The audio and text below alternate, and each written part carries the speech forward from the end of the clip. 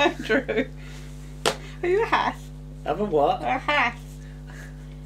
I just like making bubbles. I couldn't get anything green, could I? You could have, you just forgot. I could, I just forgot. So instead I have Ribena. I'm going to have a Yes. suck. Anyway, say hello again. Okay. Hello, Andrew. Ah, that's better. Right. Right, ready? Yes. Now we've done the silliness. Mhm. Let us begin with... Hold it up, hold it up. Series 4, Ooh. Dr. Donna. And... So we're doing Doctor Who and Doctor Who's Daughter. Yes. As it's called. Or the Doctor's Daughter. Yeah. As it is actually If you call called. it Doctor Who and Doctor Who's Daughter. It still works. Yeah. Because it's Georgia Moffat. Yeah. Or Georgia Tennant as she is now. I'll get me hot bottle because I'm Okay. cold. It makes it sound a bit like the Three Doctors novelisation, because you couldn't call the Doctor Who the Three Doctors novelisation Doctor Who and the Three Doctors. No. Because that would make it sound like there were four Doctors. Right. So Doctor Who and Doctor Who's Daughter Right. makes it. Oh no, never mind. So Sparks and Doctor Who's hand is all excited. Yes. And of course we have Martha on board. Yes. Yes. Yes. She's back. She's back. And I said, 2 ladies in the TARDIS for Doctor Who. Yes. And when's the last time we had that? Is it really Nissa and Tegan? Probably, yeah. Actually, because, Yeah. you know... No, well, Mel and Ace for that one little bit, little bit at the end of Dragonfly. But actually travelling. Travelling with the Doctor properly, yes, Nis- it's Nissa and Tegan. Nissa and Tegan and Time Lords in funny hats and the Yes. Master. And squeaky voices when Yeah. he gets excited. So they land and they said, we're going to process them. Notice Yes. they say them. Yes. And they say you first. The Doctor Who has to stick his hand in a hole. You don't stick it in, they stick it in for All right, him. they stick it in a hole. We should say they arrive and it's not like this some really beautiful place, it's sort of like a cellar or something. Planet Messeline, and it's more Yes. mess than it is lean, It isn't it? is. But this is weird. I know this is a setup to a pre-credit sequence, which is, you know, hello dad and all that. Yes. But the people on the planet seem to know they're in a Doctor Who episode, which is in a pre-credit sequence, because they never get round to processing Donna and Martha. No. They just stand there gawping. Yes. If they were really in a hurry, they'd have stuck their hands in holes as well. And you'd have got little Donnas and Marthas walking about. Yeah. Wee ones. Yeah. So, I just put, the army's not really in a hurry to reproduce, actually. No. And is that the only machine they've got? Because the Hath have got one machine. Yes. No, there's machines everywhere. That's You the just only don't machine see at this them. particular point. Or is it- yeah. I know, because there's a bit later on when they get to the theatre bit where you see somebody coming somebody out else of a thing. So Coming out of a closet, yeah. But I said, okay, you've got this process, all right, Yeah. and it kits you out with clothes that fit, which is nice, and makeup. and makeup. Is it Dyed hair. And dyed hair. Oh, she's got very much makeup. I mean, she's got eyeliner that's got a flick out at the end of it. Yeah. You know, not only is it a machine that puts makeup, it's a machine that does artistic makeup as well. But all right, that's acceptable in my sci-fi thing. But where does the language and experience come from? It says Now, the machine it says the machine programs. downloads it or sort of imprints it on your brain. But I'm Yeah. going to have words about that later. Okay. I can sort of half accept it, but not with what we learn later. Excuse Right. me. Yes. Do you want to suck on my Yes. Ribena? Dry throat now. You got Sorry. We're about gonna this. now. This is unhealthy. We're sharing a straw, so we you're going to catch my Germans, aren't you? Do you want to have a blow? No. Because I've got my spit in it. Oh, it Don't doesn't forget, really because I've matter. blown in it. Right. God, this is unprofessional. This one, isn't it? Right. Okay. So we got the new theme tune arrangement with the dan dan dan dan The dan. middle eight. Yeah. And I said it all goes a bit Peter Howell because I was quite excited at this theme. We got very arrangement. excited when the middle eight. Oh, it's got extra notes. Because you'd be in a room and you'd be getting excited and going, oh, it's got the middle eight, and anybody that's not a Doctor Who fan just look at you because Yeah. they don't know what the middle eight is. And I said this corridor is full of like scabby old corrugated iron and barbed wire, like it's like Steptoe's junkyard or something like that. Yeah. And you get this explosion. And I said, Martha's remarkably unsinged, isn't she? No, she is, yeah. Considering how close she was stood to it. Yeah. You'd expect her, like, her jacket to have crinkled up a bit, like with the heat or something.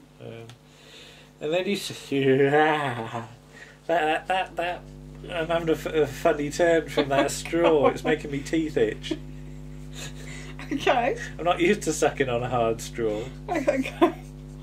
There's nothing to say to that, so let's move on. So we meet the Hath. The Hath, because the Hath are here. The Hath are to entertain you. Bloop, bloop, bloop. Right.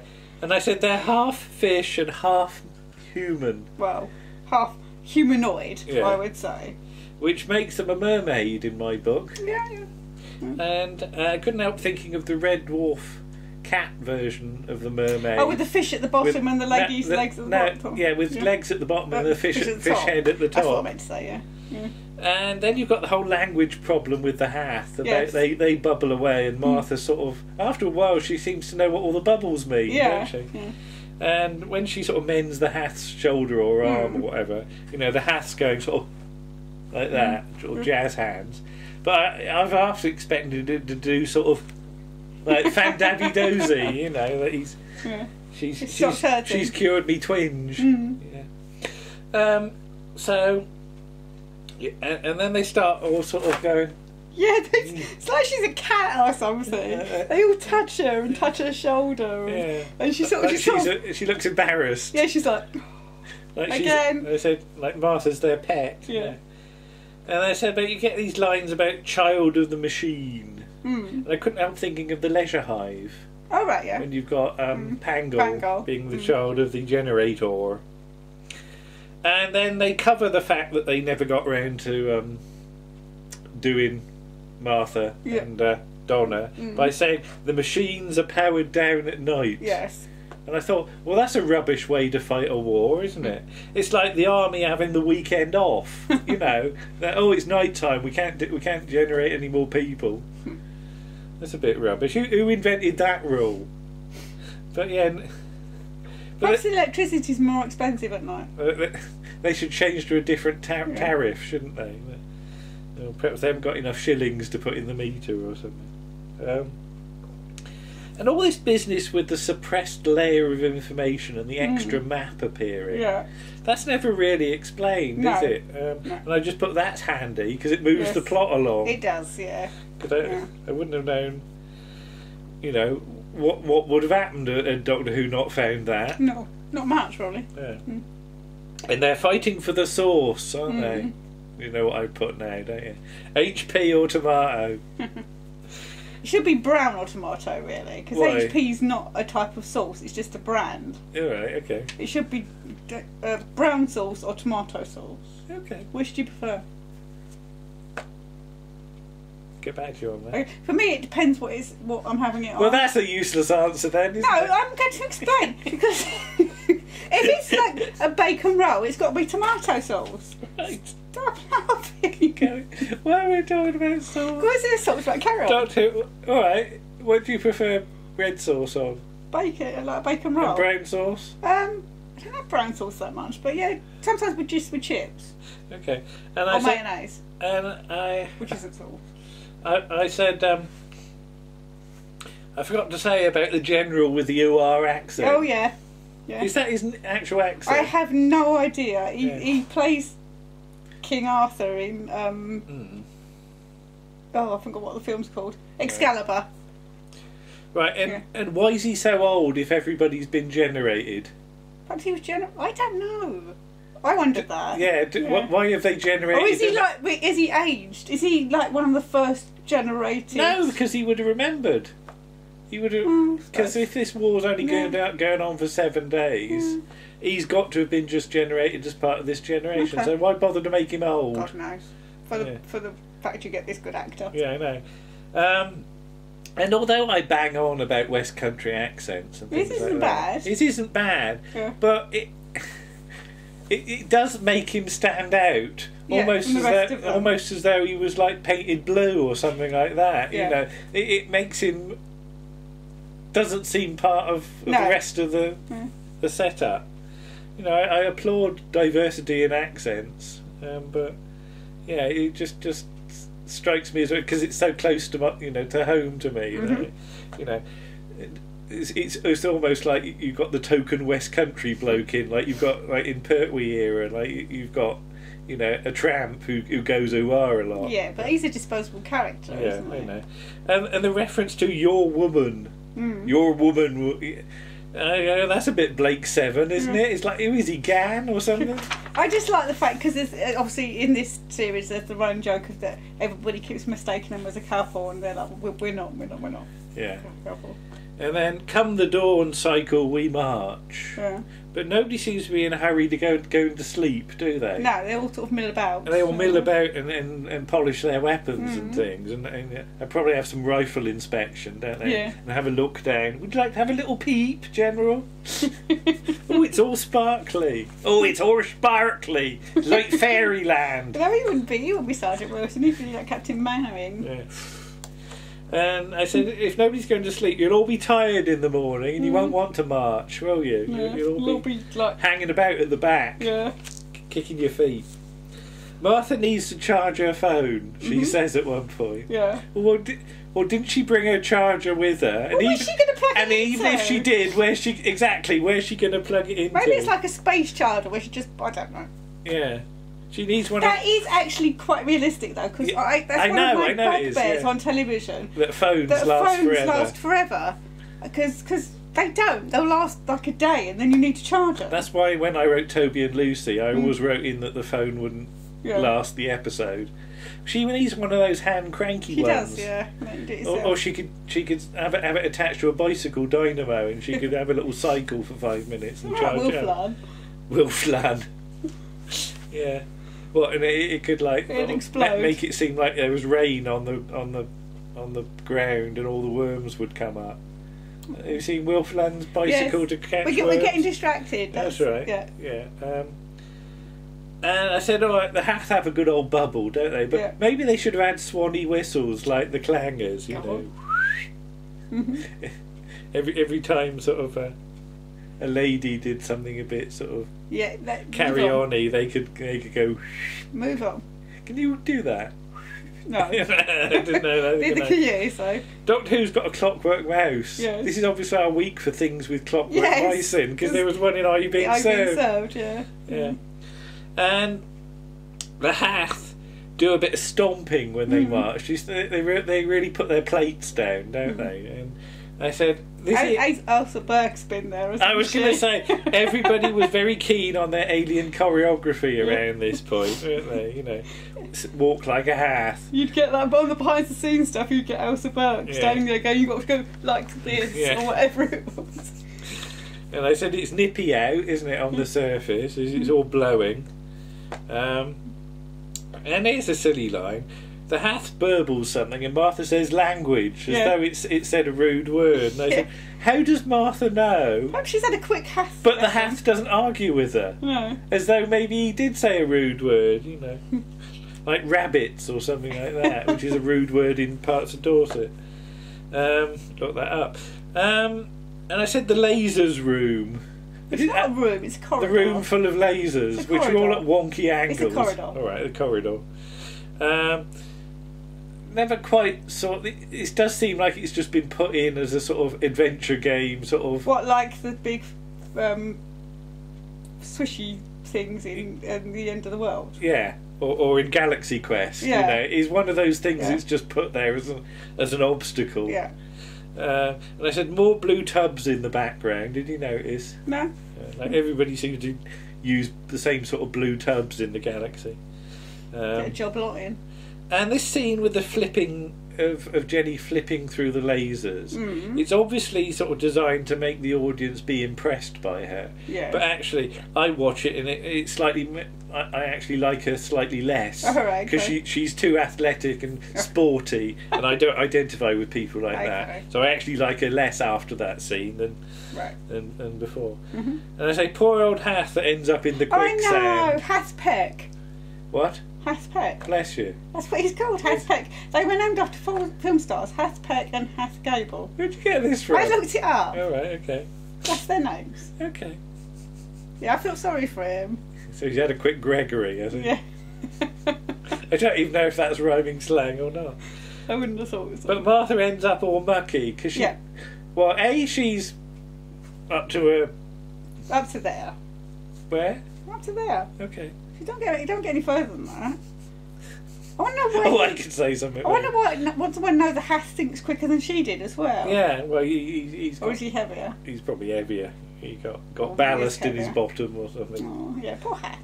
And I said Martha's all mucky and has got a really dirty hand. If you look when she. Perhaps she wipes it on her trousers or like. Yeah. Something. So there's talk of Jenny being a companion. So Doctor Who would end up with 3 ladies. 3 ladies. One of them who is his daughter, though. Yeah, so. I know, but. Yeah. And then he says, "I've been a father before." Yeah, because when you got the titles for these stories, I can't remember if there was much speculation about Susan coming back. Yeah, well, she's not the Doctor's daughter; she's the her Doctor's granddaughter. Oh, right, Susan's mother then. But I have to say, I find this to be quite a disposable episode. Yeah. And actually, really wish it had been brave enough to do the Doctor's daughter, i.e., Susan's mother, I suppose. Yes.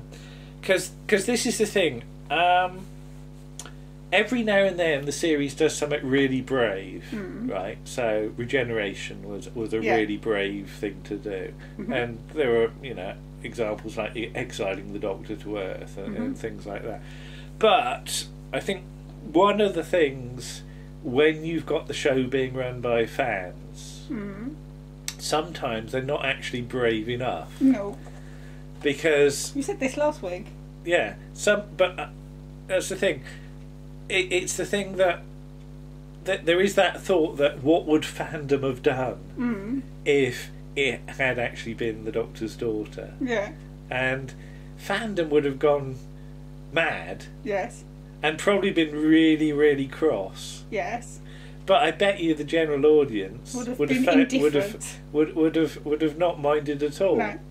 So it's just that thing about, does fandom sometimes put the brakes on the sort of stories you can actually tell within Doctor Who? Because I always think with Doctor Who you can tell any story under the sun if you're willing to try it, and sometimes you don't quite achieve. And unfortunately, I think what they described as a bit of a tarty title, isn't it? Yes. It's like the Doctor's wife. It's to get newspaper attention. Yeah. And but hey. And there's nothing wrong with that. No. Donna's good with numbers. I like that. Yeah. That makes me like Donna more than Jenny. Yes. Because she's using her brain. Yeah, because she's doing numbers rather than just doing her backflips. Yeah. Now. Okay, the revelation that the war is 7 days is a very good science fiction revelation, and it's I can see sort of that being done in a serious science fiction novel or short story or something like that. But it does mean that their generation process is actually really rubbish.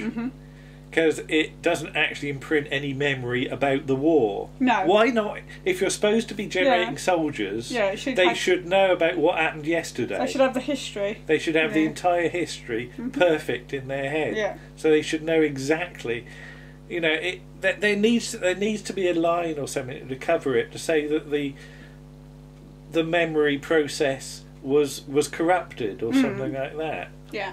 I could accept that if you just a line. That's all you need. Yeah. But if this is the actual process working as it's supposed to, that's a bit rubbish. Dreadful. Look, no. And there is a line actually to Martha, "You're filthy," and I said not as much as she was. So that now we end up with Doctor Who in the space greenhouse. Yeah. Which is a load of foliage, basically. And if their generation process is so dreadful, why is their terraforming so good it's almost like magic? There's some twinkly bits of light waft off into the sky and turn it into habitable planet that you never actually see, apart from some light streaming in through the windows. Because they've already spent their budget. Because we spent the budget on the CGI already, yes. And I said it does an awful lot for such a little bubble. Mm. And then Jenny gets shot. Mm. And there's no blood. And there's no blood. And you get what I guess is meant to be a fairly touching scene. Mm. But it never quite works for me. Mm-hmm. And it's nothing to do with the acting or the writing. Mm. It's that control panel that's behind her head. Right. Which does seem to have wandered off the set of Family Fortunes or 3-2-1 or something. Right. It's got real 80s like square lighting on it, and it's the sort of thing you'd see sort of flashing on a game show, unfortunately. Well, yeah, so they have a good stab at it, but I don't know how it works for you, but it's quite moving. I always find it quite moving. Hello, Martha. I'm such a cynical old soul. You are. I'm too busy looking at the flashing lights. Here's Martha. And Martha says about there's no regeneration. Yeah. She hasn't seen it. Since when has Martha had a crash course in regeneration? No. I know it's explained to Donna, but Martha with your pins. Doctor Who is cross with a gun. Sorry. Martha's getting in the way. Doctor Who is cross with a gun, and then he does his make this foundation of the society a man who never would. Yes. And that's another example. Martha, don't take your bottom to the camera. That's another example of the 10th Doctor Who being really up himself. He's a little bit arrogant sometimes. You know, who do you think you are, making yourself a legend? Martha, you're unhelpful. I just put Doctor Big Head. Yeah. So Martha comes home again, and Martha comes into shot again. Hello, Martha. And you notice that Doctor Who's parked his TARDIS really badly. All right. Yeah. It's half on the pavement and half on the street. Okay. So he's causing obstruction. I think it'd be wobbly, surely. For pedestrians. Right, okay. And people who are trying to park their cars. Martha, people do not want to see your bottom. Come here. Right, cuddle the cat. Right, there we go. And where did this shuttlecraft come from? It was... Oh, God. Martha won't be cuddled. No, Martha refuses to be cuddled. Forcible cuddling. This shuttlecraft comes out of nowhere, doesn't it? Well, she said it's the original spaceship, so it must have a shuttle. Yeah, but if it's a shuttlecraft, she's not... Well, she's back again. She's not going to get very far, is she? Probably not. She's only going to, sort of get to the moon or something, and then it's going to conk out and she'll need a tow. Or some petrol. Yes. Arthur, you're an awkward thing. But there you are, and that's it, really. And yes. Jenny gets better and is never seen again. Yes. Well, there were plans to bring her back. I know. But it never quite happened. And Big Finish have done some stories. I know. With her. But, because I did read somewhere that people said, oh, was it like regeneration energy? Yeah. But it's something to do with the source, because it's although it's yellow, it's yellowy green. Yeah. So there's a little bit of stuff. But she never comes back because she's too busy kissing Doctor Who in her spare time, isn't she? Yeah. Well, they are married. They're allowed. Martha looked at my stomach then because it made a noise. But there you are. So fairly disposable for me, I'm afraid. It's okay. Yeah. It's okay, but I think. I like the fourth season generally. Yes. I think it starts well and it ends very strongly as well. But there's often a sort of ones that do feel a bit. And I hate using the word filler because everybody always tries to make their story the best. But it doesn't quite hang together for me. And it is an example of a story where I wish they'd told the other story. Yeah. Much like Battlefield, I think, where I always say that Battlefield's a sequel to the Merlin story I wanted to see, and Martha's about to push everything over. So I think we'll stop now. We'll see you again. See you next week for the specials. Bye-bye. Bye.